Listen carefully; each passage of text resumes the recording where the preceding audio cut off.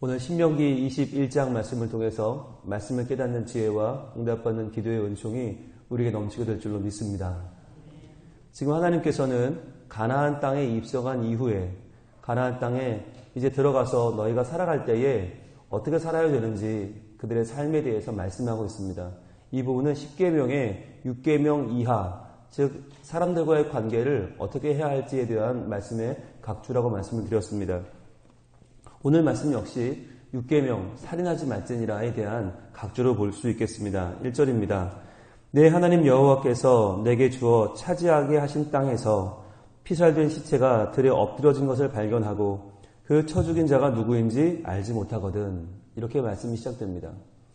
이제 가나안 땅에 들어가서 살게 되는데 가나안 땅은 어떤 땅이냐면 내 하나님 여호와께서 내게 주어 차지하게 하신 땅이에요. 그 땅의 주인은 하나님이에요.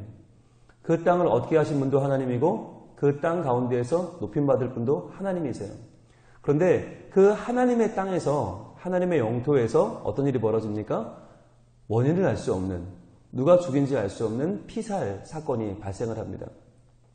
사람이 사람을 죽이는 사건이 발생을 할 수 있다는 말이죠. 충분히 그럴 수 있겠죠. 그럴 때 어떻게 해야 되는가라고 하는 것이 오늘 본문의 핵심입니다. 과연 여러분 이 당시는 어떻습니까? 오늘날과는 모든 것이 다르죠. 과학기술이 다르고 인명에 대한 생각 자체가 달라요. 그러니까 이 당시로서는 뭐 지문이 있습니까? CCTV가 있습니까? 뭐 그 사람 DNA가 있습니까? 누가 누구를 죽였는지 알 수 있는 방법이 없어요. 현실적으로 없어요. 게다가 이 당시는 사람에 대한 인권이 땅에 떨어져 있을 시절입니다. 게다가 이스라엘 백성들이 얼마 전까지 누구였어요? 노예였어요. 노예. 애굽의 노예로 살면서 돈으로 주고받는 얼마짜리 사람의 목숨이 그냥 돈 얼마면 살 수 있는 그런 정도. 그러니까 사람이 죽어도 신경을 안 쓰는 그런 시대에 살았단 말이죠.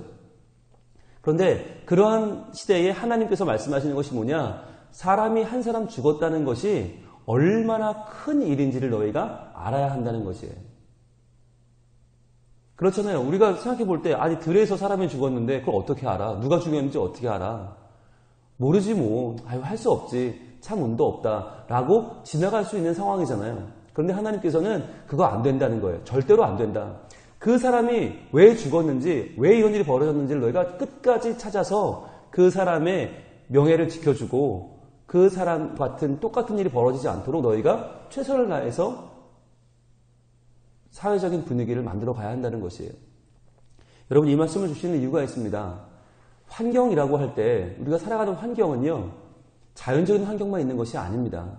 물 좋고 산 좋은 곳에 가서 공기 좋은 곳에 살면 된다만 있는 게 아니잖아요. 그 외에 우리에게는 정서적인 환경이라는 것도 있죠. 도덕적인 환경이라는 것도 있어요. 그러니까 사람들이 뭐 나쁜 짓 하는 옆에 살면 그 마음이 불안하고 왠지 그런 동네는 못 살 것 같잖아요. 게다가 영적인 환경이라는 것도 있어요. 영적인 환경. 얼마나 우리가 하나님을 섬기고 하나님을 귀히 여기고 그분의 말씀대로 살려고 노력을 하는가라고 하는 것. 그래서 어떤 분들은 소원이 있어요. 빨리 돈을 벌어서 교회 근처로 이사 오는 거. 이게 소원인 분들도 있어요. 그러니까 영적인 환경을 어느 정도 더 하나님 앞에 자주 나오고 많이 나와서 주의 말씀을 들으며 그 말씀대로 살겠다고 작정하는 것이죠. 여러분 이런 식으로 우리의 환경은 단순한 자연적 환경만이 아니라 영적인 또는 도덕적인 환경들이 있는데 지금 하나님은 그들에게 말씀하시기를 가나안 땅이라고 하는 하나님이 말씀하신 땅, 요단 서편이라고 하는 단순한 자연적인 환경만이 아니라 이제 너희가 만들어가야 될 것은 도덕적인 환경이요 영적인 환경이라는 것이에요. 영적인 환경. 이제는 사람이 얼마나 중요한 가치를 가지는지 사람은 더 이상 그냥 한 명의 노동력이 아니라 사람은 돈 주고 사는 노예가 아니라 하나님의 형상이라고 하는 것. 하나님이 너희를 사랑하시고 귀하게 여기셔서 출애굽시키시고 광야 가운데 지키시고 이곳 가나안 땅까지 오게 하신 하나님의 사랑이 고스란히 담겨있는 오롯이 하나님의 형상이라고 하는 것을 다시 한번 하나님은 일깨워주는 것입니다. 그렇기 때문에 하나님은 이 당시 고대 근동에서는 찾아볼 수 없는 아주 인간을 존중하는 법을 주신 바 있죠. 그것이 살인하지 말라잖아요. 절대로 살인하면 안 된다. 그 살인하지 말라에 대한, 그럼 살인 사건이 벌어졌을 때 어떻게 해야 되는가에 대한, 어떻게 사회적으로 책임을 져 나가야 되는가라고 하는 말씀을 오늘 주고 계시는 것입니다. 2절입니다. 너희의 장로들과 재판장들은 나가서 그 피살된 곳에 사방에 있는 성읍의 원근을 잴 것이요. 그랬어요. 너희의 장로들, 이스라엘 백성들 가운데에서 나이가 많고 존경을 받는 믿음이 좋은 분들, 장로들이 다 모여요. 너희의 장로들이라고 했으니까 12지파가 다 모이는 거죠. 한번 그런 사건이 벌어지면요, 12지파의 장로들이 다 모여요. 그 다음에 재판장들은 천부장, 백부장, 50부장, 10부장 이러한 사람들, 전쟁이 벌어지면 전쟁의 제일 앞에 나서서 싸움을 인도하는 그 군인들의 사령관들이 다 모이는 겁니다. 다 모여서 뭐합니까? 그 피살된 곳 사방에 있는 성읍의 원근을 재요. 재서 그 피살된 곳에서 제일 가까운 성읍의 장로들이 그랬어요. 그러니까 아무리 들판에서 사람이 죽었다고 하지만 그 들판에 제일 가까운 성읍이 있을 거 아닙니까? 거리를 재란 말이에요. 그래서 제일 가까운 성읍의 장로들이 책임을 진다는 거예요. 여러분, 이게 오늘날 이런 법을 만든다면 정치권에서 가만히 있지 않겠죠? 다 들고 일어나겠죠? 우리가 무슨 죄냐? 그러겠죠? 그러면서 뭐 누가 죽었는지 어떻게 알아? 왜 그 별일도 아닌 거 가지고, 아니 그런 일이야 수도 없이 많이 벌어지는 거지 왜 우리를 오라가라 해? 아마 정치권 난리가 날걸요? 그런데 왜 하나님 이런 말씀 주십니까? 그만큼 인권이 소중하다는 거예요. 그만큼 한 사람이 중요하다는 거예요. 너희 장로들과 너희 재판관들이 누굴 위해 있는 거냐라고 하는 거죠. 너희가 높임받고 존경받고 월급 많이 받고 그러려고 있는 거냐? 아니다. 한 사람의 생명이 소중하다.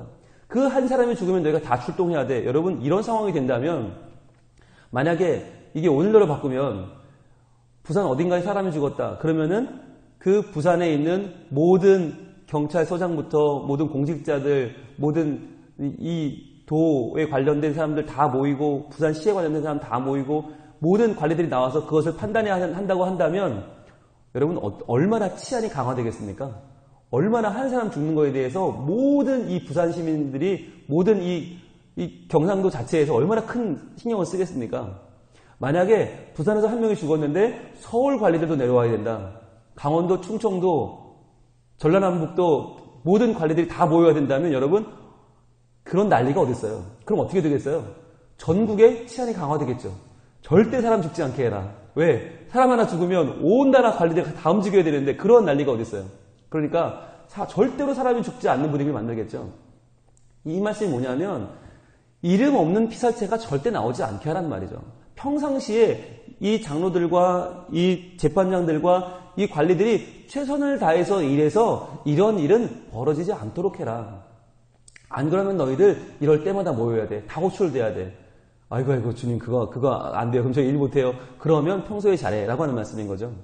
그러니까 한 사람의 이름 없는 피살자에 대해서 하나님은 굉장한 관심을 보이시고 이거 한 건 벌어지면 너희 다 출동이야. 그럴 수 있어? 아니요. 그럼 평소에 잘해 라고 하는 것이죠. 계속 보겠습니다. 자, 그러면 제일 가까운 성읍의 장로들이 책임을 지라는 거예요. 거리상으로 제일 가까운 장로들. 그러니까 들에서 사람이 죽었다라고 하는 것은 어떤 일이겠어요? 우발적인 살인이죠.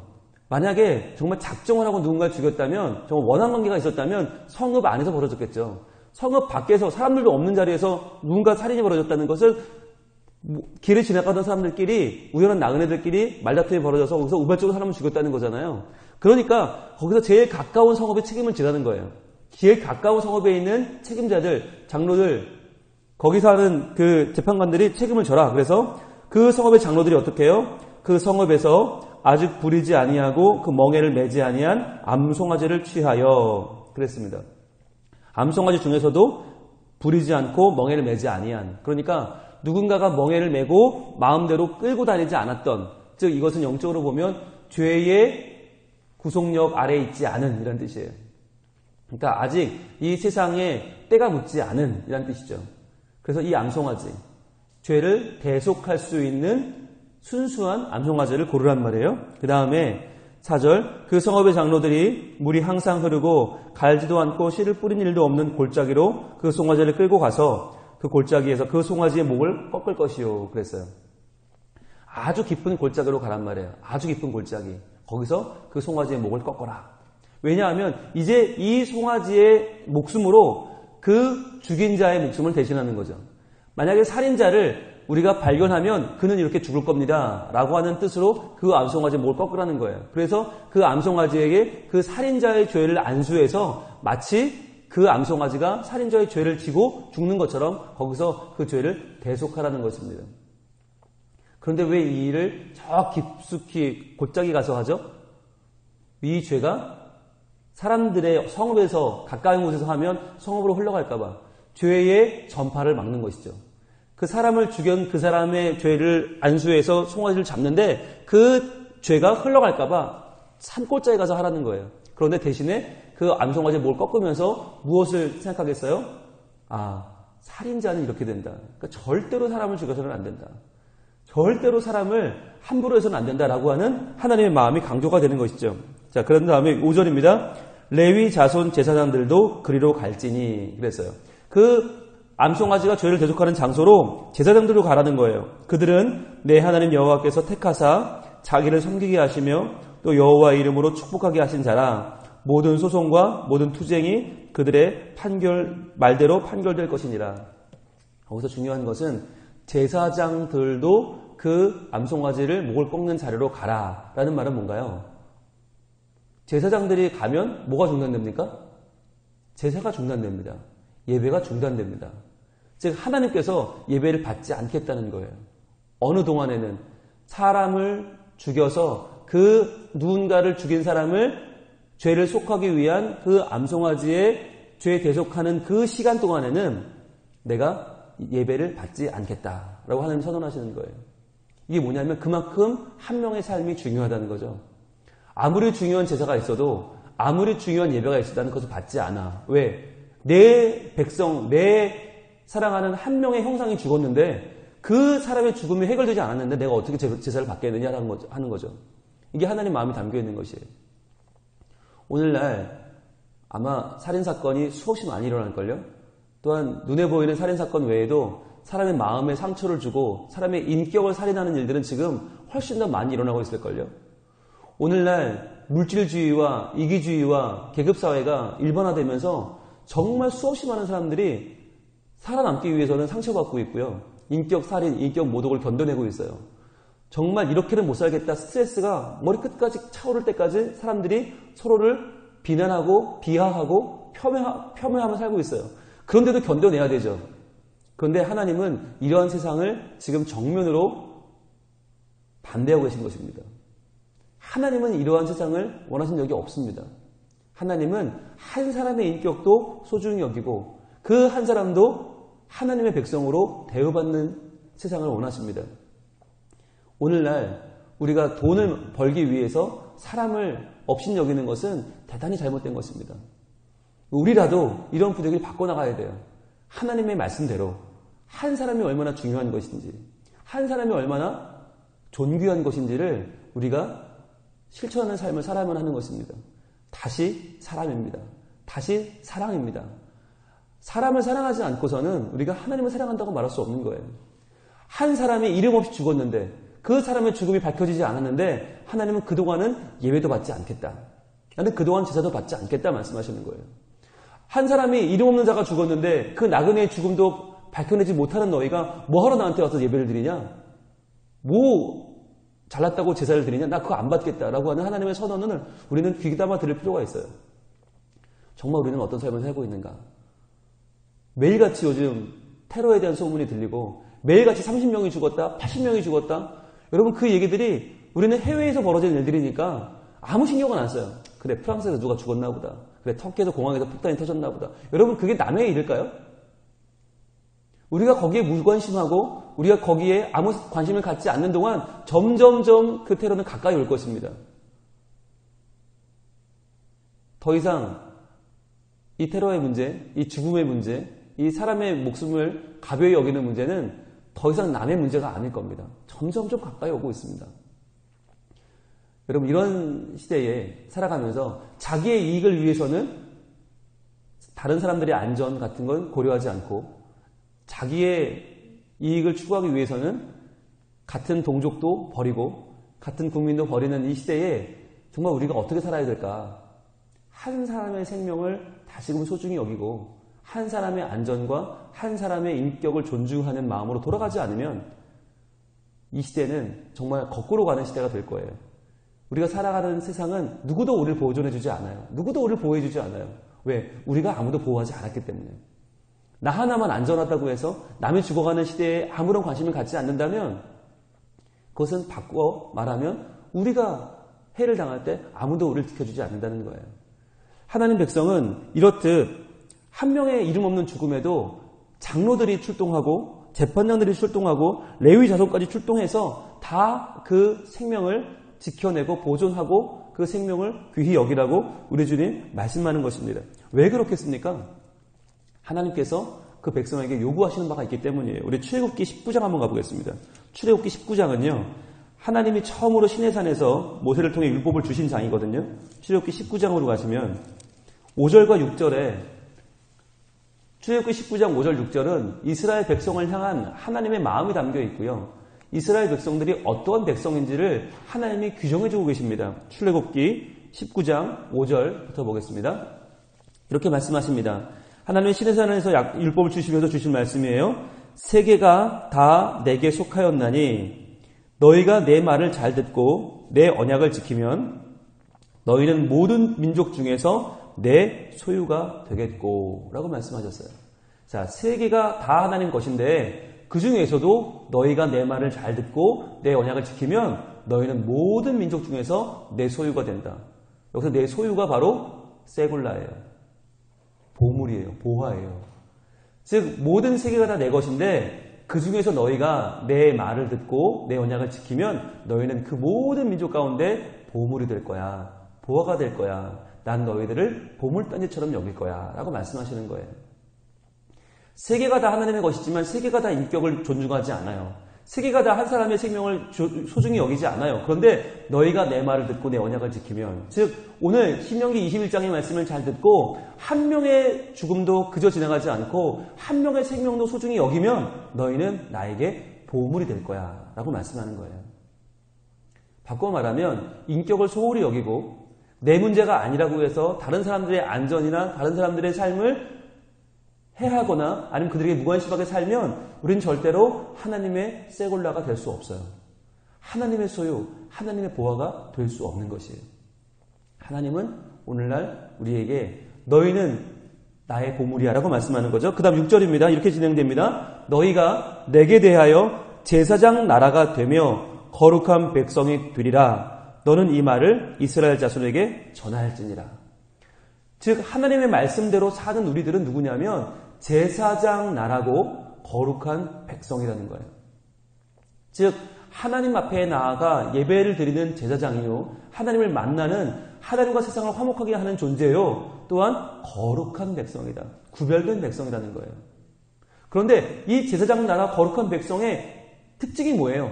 바로 하나님의 말씀과 언약을 지키는 것이고 그 말씀과 언약의 핵심은 사람을 사랑하는 것이에요.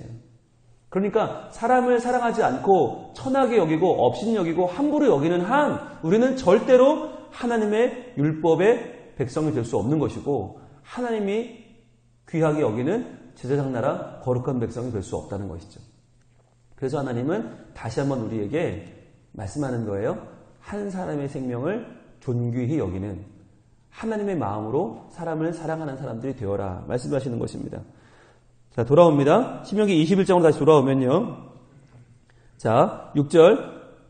그 피살된 곳에서 제일 가까운 성읍의 모든 장로들은 그 골짜기에서 목을 꺾은 암송아지 위에 손을 씻으며 말하기를. 자, 이제 그 송아지를 죽인 그 피를 다 씻는 거예요. 씻으면서 그 장로들이 말하기를 우리의 손이 이 피를 흘리지 아니하였고 우리의 눈이 이것을 보지도 못하였나이다. 그 당시에는요. 오늘날과는 달라요. 오늘날에는 옆집에서 무슨 일이 벌어졌는지 모르잖아요. 아무도 몰라요. 예. 오늘날에는 뭐 상상지도 못한 일이 바로 옆집 벌어지죠. 그러나 이 당시에는 달라요. 이 당시는 군락사회고 이 당시는 모든 관계가 다 오픈되어 있는 시기이기 때문에 그 성읍에서 살인사건이 일어나면요. 어떻게든 장로들이 알게 되어 있어요. 누가 누구를 왜 죽였는지 알게 되어 있어요. 그런데 이 상황 속에서는 지금 정말 모른다는 거예요. 우리는 정말 모른다. 알 수 없다. 그런데 그 말을 그냥 사람의 말로 증언하는 게 아니라 암송아지의 생명을 지금 그들의 스스로가 꺾은 다음에 그들의 손을 피를 닦으면서 고백하라는 거예요. 우리는 정말 모릅니다. 정말 무지합니다. 여러분, 만약에 그들 중에 한 명이라도 살인자를 알고 있다면 이럴 수 있는 용기가 없겠죠. 하나님 앞에서 레위인들, 제사장들이 출동한 그 앞에서 그 살인한 사람을 보호해주기 위해서 거짓말을 할 수가 없는 상황이 되는 거예요. 이런 상황은 정말 모르는 거죠. 정말 깨끗한 거죠. 그렇다면 그들이 어떻게 돼요? 8절 여호와여 주께서 속량하신 주의 백성 이스라엘을 사하시고 무지한 피를 주의 백성 이스라엘 중에 머물러 두지 마옵소서 하면 그 피 흘린 죄가 사함을 받으리니 그랬어요. 이제 하나님이 여호와가 속량하셨고 무죄한 피를 주의 백성 이스라엘 중에 머물러 두지 않게 하실 그 백성. 그래서 9절입니다. 너는 이와 같이 여호와께서 보시기에 정직한 일을 행하여 무죄한 자의 피 흘린 죄를 너희 중에서 제할지니라. 그랬어요. 무죄한 자의 피 흘린 죄, 이 죄가 크다는 거예요. 너무너무 큰 죄인데 이 죄를 너희 중에서 제할지니라. 즉 이러한 한 사람의 죽음에 따르는 수많은 절차와 율례를 하나님이 허락하신 이유가 뭐라고요? 이런 일이 벌어지지 않게 하기 위해서. 또한 벌어졌다면 어떻게 해요? 반드시 그 죽인 자를 찾아서 그에게 책임을 물으라는 거예요. 그러지 않으려면 이런 복잡한 율례를 통해서 그 성읍 장로들을 대표하는 그 성읍 사람들이 우리는 죄가 없습니다 라고 하는 무죄를 밝히는 절차를 분명히 밟아야 한다는 것입니다. 여러분, 이런 일이 왜 벌어진다고요? 우리가 하나님의 거룩한 백성이기 때문이죠. 하나님이 말씀하시는 정결함, 하나님이 말씀하시는 고결함의 삶을 살아야 하기 때문이라는 거예요. 오늘날 여기에 대해서 우리 신약에서는 어떻게 말씀하시는가 보겠습니다. 고린도후서 7장으로 갑니다. 고린도후서 7장 1절. 과연 우리가 어떤 마음으로 살아가야 되는가? 오늘의 신명기 21장 말씀을 신약으로 보면 신약의 버전은 뭐라고 말씀하시는가? 고린도후서 7장 1절 말씀. 신약 292쪽에 있습니다. 우리 함께 읽어볼까요? 시작. 그런즉 사랑하는 자들아 이 약속을 가진 우리는 하나님을 두려워하는 가운데 거룩함을 온전히 이루어 육과 영의 온갖 더러운 것에서 자신을 깨끗하게 하자. 그랬어요. 사랑하는 자들아. 자, 하나님이 사랑하는 자들, 그리고 우리 서로 사랑하는 자들. 그런데 사랑이란 말 우리 쉽게 하잖아요. 뭘 사랑하는 겁니까? 생명을 사랑하는 것이에요. 하나님이 구별하신 사람을 사랑하는 거예요. 사람을 사랑하지 않으면서 우리가 입버릇처럼 사랑합니다, 사랑합니다, 가증스러운 거예요. 자, 사랑하는 자들아, 이 약속을 가진 우리는, 약속이 뭐예요? 구약이에요. 구약에도 오늘 특별히 오늘 말하면 신명기 21장이죠. 이 약속, 한 사람의 생명을 얼마나 귀하게 여겨야 하는가, 한 사람이 얼마나 소중한가, 이 약속은 율법의 중심인 하나님이 너희 하나님 되고 너희는 하나님 백성 되자. 이게 약속이죠. 약속을 가진 우리는 어떻게 살아야 돼요? 하나님을 두려워하는 가운데. 자, 하나님을 경외하라는 거죠. 하나님을 두려워하는 삶을 살아라. 즉, 네 욕심보다, 네 쾌락보다, 너의 계산적인 이익보다 더 하나님을 두려워해라. 두려워하는 가운데 거룩함을 온전히 이루어. 그랬어요. 거룩함. 하나님의 거룩하심. 이 세상과는 구별되어 살아가는 깨끗함을 너희 가지라는 거죠. 온전히 이루어 육과 영의 온갖 더러운 것에서 자신을 깨끗하게 하자. 즉 깨끗한 영적인 환경을 만들라는 것입니다. 깨끗한 영적 환경, 정결한 영적인 환경을 만들어라. 그래서 좋은 학군 따라서 이사 다니고 역세권 찾아 이사 다니지 말고 좋은 영적 환경이 더 중요하다. 그러니까 너희가 먼저 하나님을 두려워하고 사람을 사랑하는 거룩한 정결한 영적인 환경을 만들어라 라고 말씀하시는 것이죠. 오늘 이 말씀을 따라서 오늘 우리의 환경을 지금부터 바꿔나가길 원합니다. 더 사랑하고요. 더 관심을 갖고요. 과연 내가 살아가는 이 지역에서 어떠한 일들이 벌어지고 있나, 과연 혹시 부모를 잃고 울고 있는 아이는 없는지, 아니면 지금 사람들에게서 외면받고 있는 사람은 없는지, 내가 신경을 써줘야 될 사람은 없는지, 지금 하나님의 사랑이 필요한 사람은 없는지, 내가 오늘 만나야 될 그 사람이 누구인지, 내 직장에서, 내 학교에서, 내 가정에서, 내 이웃 가운데 누구를 챙겨줘야 될지, 그들에게 우리 하나님의 이름으로 다가가서 하나님은 당신을 사랑하십니다. 하나님은 당신을 지으셨고 당신을 소중히 여기십니다. 하나님은 당신의 오늘 하루가 행복하기를 바라십니다.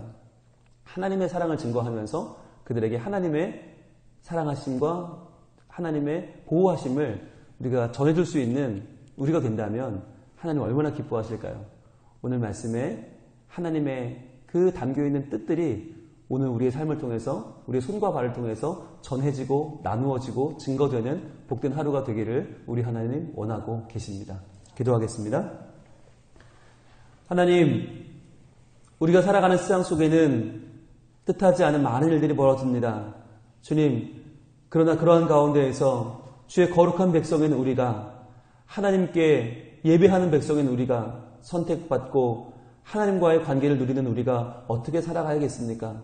주님, 이름 없는 한 사람에게도 하나님의 사랑을 베푸는 저희가 되게 해주시고 우리가 살아가는 삶 속에서 우리의 가정에서 우리 직장에서 사회에서 이웃에서 작은 한 사람을 소중히 여기며 그들의 마음을 헤아려 주며 배려하며 하나님의 사랑으로 그들을 사랑하는 저희들이 되게 하여 주시옵소서. 주님, 그리하여서 한 생명의 소중함을 잊지 않고 그 한 생명을 살리는 삶을 통하여 오늘도 하나님이 우리를 통해 더욱더 높임받으시고 하나님이 우리를 통해 원하시는 영적인 환경이 이곳 부산의 사하구의 괴정동에 또한 우리가 살아가는 가정과 직장과 사회에 이루어질 수 있도록 주님이여 도와주시옵소서.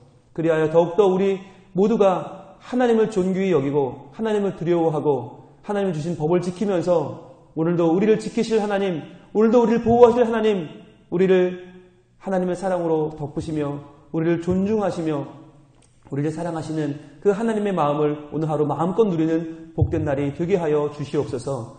주님, 우리 모두 더욱더 주님을 사랑하는 하루가 되게 하시며 우리의 가족을 돌아보아 서로가 서로를 격려하고 사랑하며 붙잡아주는 행복한 하루가 되기를 원하오니 주여 우리를 통해서 우리 주변 사람들이 살아나는 놀라운 일들이 오늘 하루 벌어지게 하여 주시옵소서. 오직 주만 의지하며 나아가오니 주여 우리를 통하여 하나님의 놀라운 일들을 행하여 주시옵소서. 예수님 이름으로 기도합니다. 아멘.